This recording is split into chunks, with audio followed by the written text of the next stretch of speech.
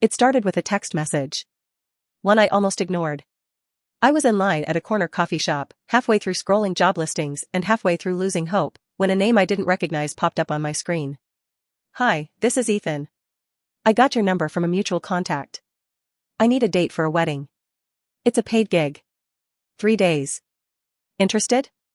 I stared at the screen, blinking. Either I was being pranked, or I was about to walk into something wildly unprofessional. But curiosity was a powerful thing. And rent was due in 5 days. I responded with a cautious tell me more. 5 minutes later, I had a time, a place, and a promise that this wasn't some sketchy date from hell setup. Just a clean job, he said. Pretend to be his girlfriend at his cousin's wedding. Smile at the family. Look good in photos. And most importantly, make his ex regret dumping him. I almost laughed when I read that part. But instead, I agreed. It felt like a story I'd read in a novel. And I was desperate enough to become the main character. Ethan met me at a private restaurant 2 nights later. He was tall, clean-cut, with sharp cheekbones and a wristwatch that probably cost more than my month's rent. His voice was low, his words precise. Businesslike. Her name's Camille, he said, sliding over his phone. We dated for 4 years. She's marrying my cousin in 3 weeks. The wedding's this weekend. I need you to look happy beside me. You sure you're not still in love with her? I asked, studying her perfect smile on the screen. I'm sure I don't want to look pathetic in front of my entire family, he replied. And that was that. He offered $5,000 up front, plus the dress and transportation. I signed a fake NDA and memorized a fake story. We met at a charity auction, we hit it off, we'd been dating for 5 months. I liked jazz and old movies. He liked hiking and vintage cars. We were head over heels. It was all rehearsed and wrapped in a neat little fantasy. I thought I could pull it off. I'd acted before, small roles, local commercials. I knew how to smile on cue. I knew how to dress the part.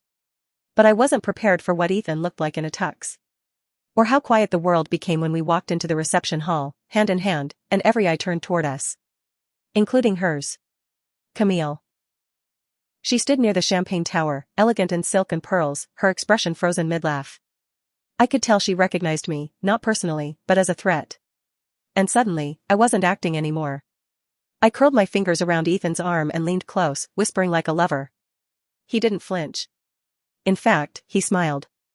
A real one. The night blurred into music and laughter. His family asked questions. How did we meet? When was the anniversary? Would there be a ring soon? I lied beautifully. Ethan backed me up, weaving tales with impressive ease. We danced once. Slow and close. I felt his heartbeat through his suit jacket. You're good at this, he murmured. You're better than I expected. Thanks, I said lightly. I've been pretending all my life. That night, in the hotel room he'd booked for me, next door to his, he knocked once before heading to his own. Same time tomorrow, he said. Don't forget to smile. I didn't sleep much. The game had started. And I was beginning to wonder who was playing who.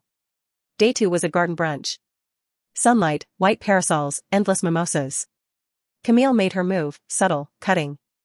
I didn't know Ethan liked women who laughed that loud, she said sweetly across the table. He always preferred quiet elegance. I just smiled and held Ethan's hand tighter. People change, I said. Sometimes for the better. She narrowed her eyes. I knew the look. I'd seen it in drama school auditions and casting rooms. She was sizing me up, digging for flaws. But I wasn't the girl she expected. I wasn't here to be decoration. I was here to be unforgettable. Ethan noticed too. He didn't say it outright, but I caught the way he watched me when he thought I wasn't looking. And that night, after dinner and drinks and endless fake affection, he pulled me aside near the pool. You're making it hard to remember this as pretend. Maybe that's the point, I said. He didn't kiss me. Not yet. But his eyes lingered. And when he let go of my hand, it was slower than before. Day 3. The wedding. The final act. Camille looked like a porcelain statue in her gown. Ethan looked like the storm about to shatter it. We took our seats near the front. Whispered like real couples. Held hands like we meant it. I watched Camille crumble, piece by piece, behind her practiced smile. Then, during the toasts, she struck back. I just want to thank everyone who's come, she said, raising her glass. Including those pretending to be something they're not. Eyes turned. Mine included. Ethan's grip on my hand tightened. I stood. Lifted my glass. To Camille, I said calmly. For reminding me how inspiring real love can be. You've shown me everything I don't want. And that's a gift. The silence was delicious. The applause, unexpected. But Ethan's soft laugh beside me, that was the reward. I was supposed to leave that night. The job was over. But when I packed my bag, I found a note tucked into my purse. Just one line. Stay a little longer. If you want to. I did. But not for him. Not for the money. I stayed because I liked the game. And I wasn't done playing. The morning after the wedding, I expected things to feel different. Like the curtain had dropped and the show was over. But instead, it felt like we were still on stage, only now, the audience was gone and we didn't know what to do with the silence. I sat on the balcony of the hotel suite, legs tucked under me, sipping the last of the lukewarm coffee Ethan had brought up. He stood by the window, staring out at the manicured gardens below like he was waiting for the world to tell him what came next. So, I said carefully. Am I off the clock? He looked at me, hesitated, then gave a small shrug. Technically, yes. But. I liked having you around, he said, slower now, like each word was being weighed. Even when I knew it was pretend. Especially then. I didn't answer right away. The truth was, I liked being around too. Not just because it was flattering to be wanted, to be noticed, but because somewhere in between the rehearsed laughs and public hand-holding, we'd found something unscripted. I stood up and crossed the room. Then let's be honest about what this is now, I said, stopping inches from him. It's not pretend anymore. But it's not real yet either. So what are we doing? He looked down at me like he hadn't expected the question to come so soon.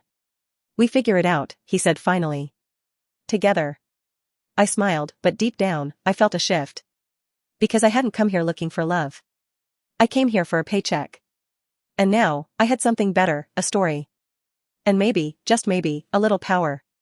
Camille hadn't spoken to either of us after the toast. She left the reception early, her new husband trailing awkwardly behind. But I knew it wasn't over. Not for her. I could feel her watching, waiting, plotting. And I was ready. The next week, Ethan invited me to a charity gala. Something his family's company sponsored every year. He didn't frame it as a date. He just asked if I'd like to go. I said yes. I wore black velvet, soft waves in my hair, a touch of red on my lips. The moment we walked in, I knew Camille would be there. And she was. Draped in designer silk, smiling too hard, standing beside her husband like he was an accessory she regretted choosing. She saw me. Her smile didn't falter, but her eyes sharpened. Didn't think I'd see you again, she said, taking a slow sip of champagne. Thought the performance ended at the altar. Some roles are more fun when they're extended, I replied. Especially when the audience demands an encore. Ethan placed a hand on the small of my back, casual, possessive. It was enough to make Camille stiffen. She turned to him. You always were a great actor. But don't forget, I know when you're faking. He smiled, and for once, it wasn't charming. It was steel. And I know when you're desperate. That was the first time I saw her flinch. It wouldn't be the last. Over the following weeks, invitations kept coming. Dinners, gallery openings, corporate fundraisers. Ethan always brought me. I always said yes. At first, it felt like strategy. Then it started feeling like something more. But I never let myself fall all the way in. Not yet. Because I saw Camille's moves before she made them. She started small, whispers to people at events, little remarks meant to undermine me. She's just passing through, she'd say. Not really his type. She's clever. That's why she's dangerous. I've heard things. About her past. About how she got this gig. But I was ready. For every jab, I delivered a flawless smile. For every rumor, I planted one of my own. I started telling people I was a consultant. Reinventing luxury brands. That I had clients in New York, Paris, Tokyo. That Ethan had been chasing me, not the other way around. It didn't matter if it was true. What mattered was that it sounded better than whatever Camille was whispering. And Ethan backed it up. Without asking questions, without demanding explanations. He stood by me like we were still playing pretend. Only now, I was writing the script. One night, after a particularly glittering event, we ended up in his penthouse overlooking the city. I stood by the floor-to-ceiling windows, staring out at the skyline, feeling invincible. What are we doing? I asked, echoing the same question I'd asked weeks before. He walked up behind me, close but not touching. Something dangerous, he said softly. And maybe something real. I turned to face him. You still want her to see you winning? I want you, he said. But if she sees it? I won't pretend I don't like that too. I kissed him first. Just once. Just enough. Not because I was in love. But because I wanted to make sure she'd never forget the woman who replaced her. Because the game wasn't over. And I was starting to enjoy being the one in control. It was supposed to be a 3-day job. But 3 months had passed, and I was still beside Ethan, at business dinners, charity events, even quiet mornings with his family. Somewhere along the way, the lines blurred. We stopped pretending. Or maybe we just got too good at it. Either way, people believed the story we'd created. Sometimes, so did I. But Camille wasn't done. She'd gone quiet, which I found more dangerous than her sharpest jabs.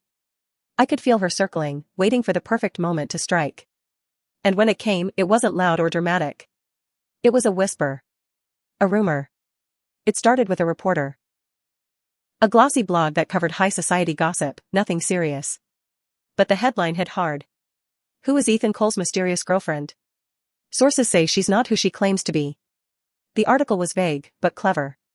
It hinted at things, fabricated credentials, murky financial ties, a past I'd supposedly buried. It didn't accuse me outright. It just asked questions. Enough to make people look twice. Enough to make them doubt. And it worked. People I'd charmed at galas began keeping their distance. Invitations slowed. A few old friends stopped returning my calls. And Ethan, he brought me flowers that day, like they were a shield against the doubt curling around us. She's trying to scare you, he said, jaw tight. But I don't care. I appreciated the gesture. But it wasn't about fear. It was about control. Camille was testing me. Trying to prove I was a temporary ornament, a phase. A performance that would end in scandal and silence. She thought I'd retreat. Instead, I dressed in white and walked into her next party with my head high. It was a private dinner, small but significant. Investors, board members, and the kind of people who controlled silent strings behind companies like Ethan's. Camille had planned it to be subtle. Intimate. But I knew the second she saw me that she hadn't expected me to show. Didn't realize Ethan would bring company, she said coolly. I smiled. I don't need an invitation to visit friends. You must be very confident, she said, sipping her wine. Only when I'm right, I said, matching her tone. The dinner dragged on. Conversations buzzed, layered and polite. I played the part again, the same one I played on the first day of the wedding weekend. Except this time, it wasn't fake. I knew the stakes. I'd studied the guest list. And I had leverage. Halfway through the meal, I asked a man named Victor, Camille's newest business ally, if he'd enjoyed his recent trip to Geneva. He blinked. I haven't mentioned that to anyone. I just smiled. You should really update your privacy settings. Camille's expression didn't change, but her fingers tightened around her fork. She understood the message. I wasn't just someone playing dress-up in designer gowns. I was watching. And I had receipts. After the dinner, Ethan met me in the car. What did you do? He asked, voice caught between admiration and disbelief. I made her nervous, I said simply. She needed to know I'm not the same girl who took the job for $5,000. He stared at me for a long time. You're not. Not even close. That night, he asked me to move in. I didn't say yes. Not yet. Because this game wasn't over. Camille was still holding cards, and I needed to see all of them before I chose my next move. Weeks passed. The air shifted. Her jabs got smarter, quieter. She started planting doubts in Ethan's board. Rumors about my influence, my agenda. That I was a social climber. A manipulator. That Ethan wasn't thinking clearly anymore. And then, she made a mistake. She invited me to lunch. It was framed as a truce. Let's talk, woman to woman, she'd said in her email. I could almost hear the silk in her tone. I accepted. We met at a rooftop cafe, neutral territory. She wore white again, maybe hoping to look innocent. I wore black. Sleek. Intentional. I don't hate you, she began, slicing into her salad. I understand the game. You saw an opportunity, you took it. That's fine. But Ethan deserves more than someone playing pretend. I sipped my tea. Funny. I was thinking the same about you. Her eyes narrowed. You're temporary. So were you, I said softly. But only one of us is still beside him. She leaned forward, her voice lower. You're smart. But you're not powerful. Not really. And that's going to catch up with you. I met her stare, calm. You're right. I'm not powerful, yet. That was the moment she realized I wasn't afraid of her. She stood first. Walked away without finishing her wine. But her silence said more than words ever could. I didn't tell Ethan about the lunch. I didn't need to. Because the next morning, he got a call from the board. And Camille's name was all over it. She'd pushed too far. And now, I was ready to push back. Not for him. Not for us. But for me. Ethan's office was all glass and stone, perched high above the city with a view that screamed power. But that morning, the atmosphere inside was anything but steady. His assistant looked nervous. The boardroom door was shut tight. And the phone in his hand wouldn't stop ringing. Camille went to the board, he said, pacing the length of the window. She's accusing you of manipulating me. Of leaking company information. She's suggesting we're making decisions based on whatever this is. He motioned between us. I stayed calm. And what did you tell them? That it's none of their business, he muttered. But that doesn't mean it won't spread. She knows how to twist perception. She's done it before. She's scared, I said. That's the only reason she's trying this hard to control the narrative. I should have shut her down months ago. No, I said, stepping closer. Let her play her game. Let her underestimate me a little longer. Because I'd been working on something of my own. The moment Camille launched her first public jab, I knew I needed leverage. So I started paying attention, at events, in meetings, during brief conversations Ethan thought were just small talk. I kept notes. Made contacts. Dubbed quietly and thoroughly. And I found something. Camille's husband, the one she married to prove a point, had a side business. A messy one. A shell company run through foreign accounts, laundering money through fake consulting gigs. And one of the recent transfers? It linked directly to Camille's name. I didn't plan to use it. Not right away. But now that she'd gone for the throat, I wasn't going to let her walk away clean. I showed Ethan the files that afternoon. His face was a study in disbelief. Where did you get all this? Let's just say I didn't waste those charity dinners. He laughed, but it wasn't a happy sound. You could bury her with this. Correction, I said. We could. He was quiet for a long time. Then he said, she used to tell me I'd never find someone smarter than her. I smiled. I'm not trying to be smarter. I'm just not interested in losing. That night, we sent a single anonymous email to one of Camille's business partners. The kind of man who didn't like surprises, especially ones that involved audits. Within 24 hours, Camille's name started disappearing from event lists. Her invites dried up. A few brands pulled out of their partnerships with her charity foundation. It wasn't an explosion. It was a slow suffocation. She called Ethan 2 days later. He didn't answer. She tried to call me. I let it ring. Then came the text, you win. But you'll regret this. I stared at the screen for a full minute before typing back. I already did. Now I'm just evening the score. Ethan and I didn't talk about the fallout for a while. Life moved on. Quietly at first, then with more confidence. I started consulting for a real brand, a designer I'd met through one of Ethan's events. It was a small campaign, but it gave me something I hadn't had in a long time, my own name on something that mattered. And Ethan, he stopped flinching every time Camille's name came up in conversation. We weren't playing pretend anymore. But we also weren't rushing into whatever came next.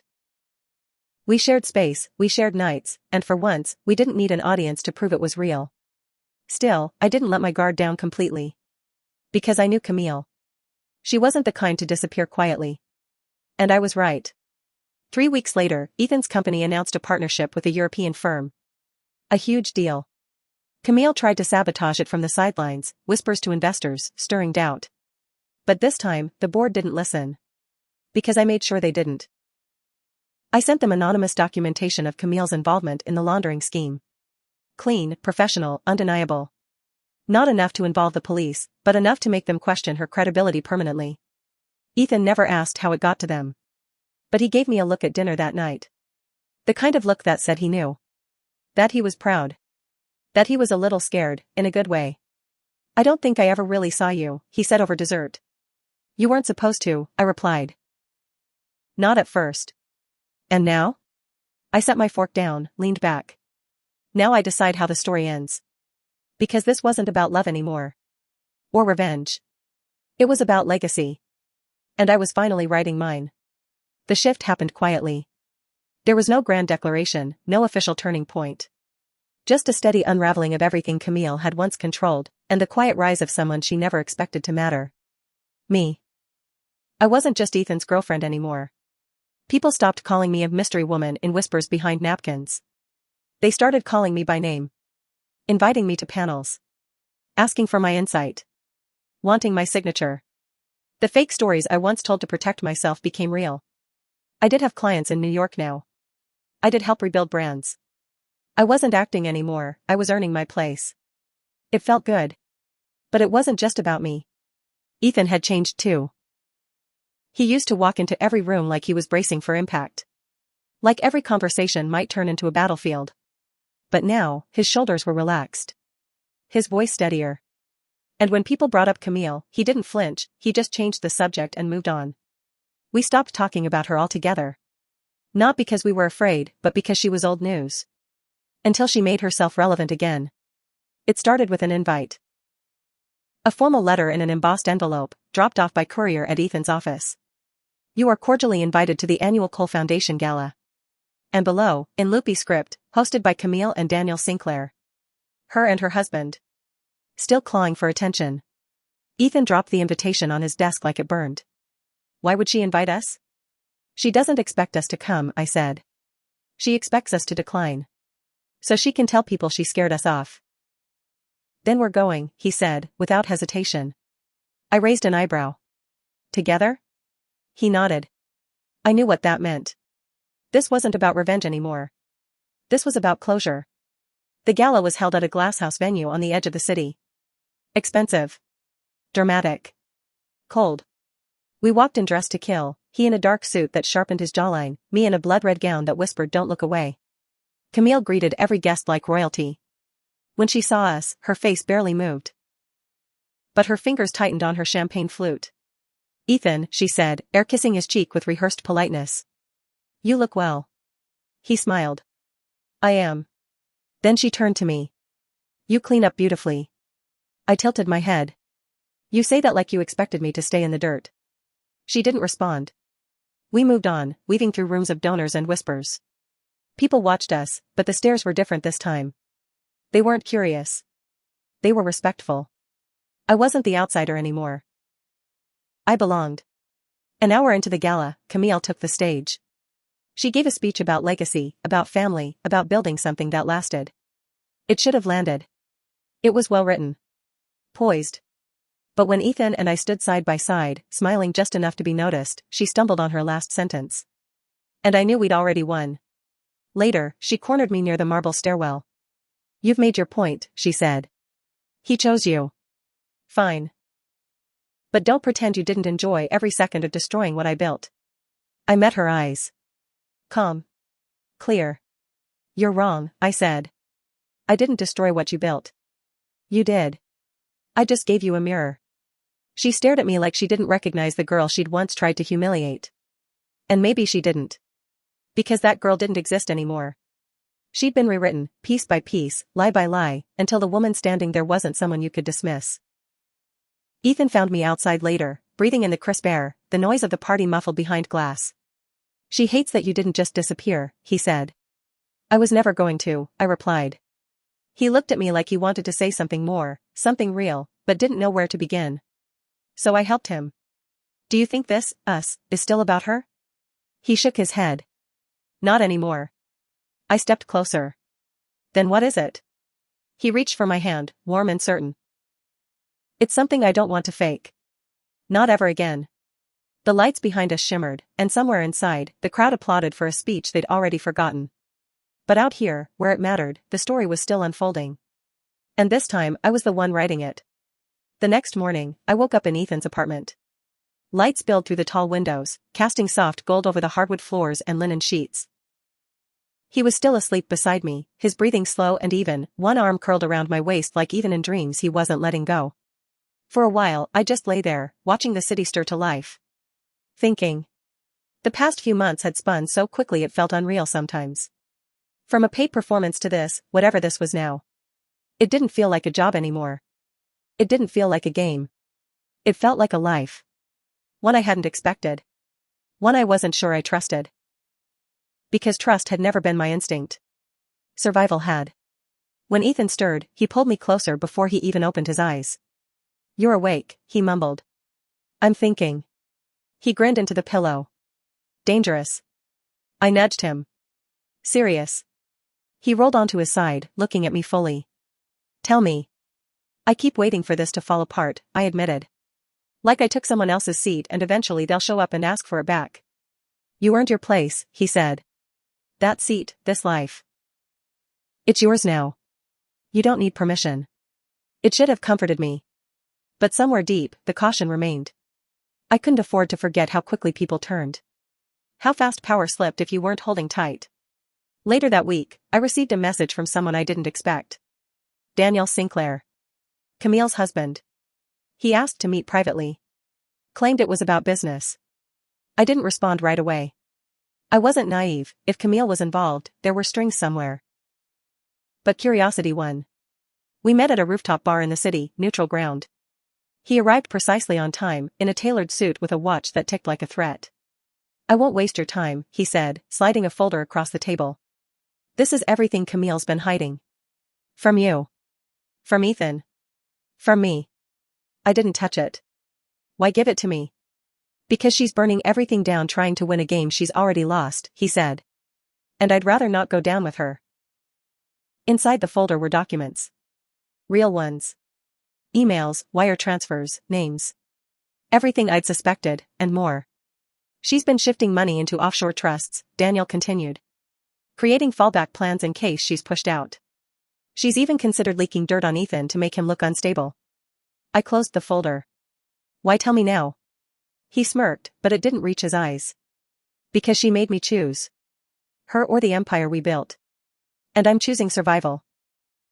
I left without promising anything. But I knew what I had to do. I showed Ethan the documents that night. Watched the fury flicker behind his eyes. He didn't shout. He didn't panic. He planned. "This could ruin her," he said. "Are you sure you want to do that?" I asked. He looked at me like the question had already been answered. "She's been trying to ruin us for months. This is defense." But I hesitated. Because somewhere in the back of my mind, a different thought had started to grow. What if I didn't just end Camille's reign? What if I took her place entirely? Not beside Ethan. Above. I'd built influence. Trust. I had contacts, favors owed, stories whispered in corners of rooms Camille didn't even know existed. And now, I had the key to the vault she'd tried to lock me out of. I wasn't just the girl who showed up in a rented dress and smiled through fake kisses anymore. I was the woman who learned how the game worked, and started playing better. At the next board meeting, I walked in beside Ethan, folder in hand. I didn't speak first. I let them wonder. Let them squirm. Then, when the moment came, I laid the documents out carefully. "This is a pattern of deception," I said. "One that's compromised this company, its reputation, and its leadership." Camille wasn't present. But her absence was louder than a scream. By the time I finished, the board didn't have questions. Just silence. And then agreement. She was out. Quietly. Officially. Finally. Ethan looked at me after, his hand brushing mine under the polished table. "I never thought we'd end up here." "Neither did I said. But I wasn't done. Because taking her down was only half the story. Becoming more than she ever was, that was the ending I was writing now. The headlines the next morning were clinical and cold, exactly how I wanted them. Camille Sinclair resigns from Cole Foundation amid financial irregularities. No drama, no scandalous photos. Just a quiet exit, cloaked in shame. She wasn't handcuffed or humiliated. That wasn't the point. Her power was gone, and she knew it. That was enough. I sat at Ethan's kitchen counter, sipping coffee, scrolling through the articles, watching her legacy dissolve one paragraph at a time. Ethan walked in behind me, barefoot, coffee in hand. She's officially gone, he said. I know. They'll forget her soon enough. No, I said, setting the cup down. They'll remember her.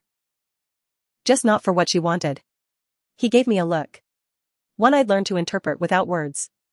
Pride, admiration, something darker. You didn't just beat her, he said. You replaced her. I improved her. He smiled. I never doubted it. I should have felt triumphant. I'd started as a prop. A temporary illusion designed to bruise an ex's ego. But I'd stayed. Adapted. Outplayed. Now, the people who once whispered behind napkins waited for my approval. My name was showing up in guest lists on its own. Editors called.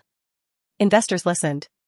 Women who used to tilt their heads and ask, "Who is she?" now asked for meetings. Still, victory wasn't sweet. It was sharp. It cut deep, left me alert. Because I knew how fast things changed. I'd lived it. A week after Camille vanished from the board, her husband Daniel filed for divorce. Quietly. Efficiently. I read about it in a 2-sentence press release and didn't bat an eye. But then came the envelope. Thick. Unmarked. Hand-delivered to Ethan's office. Inside were photos. Of me. Before Ethan. Before the gala dresses and expensive heels and polished lies. Photos of me bartending in a dive club. Sharing an apartment with 5 roommates. A dated eviction notice with my name in bold.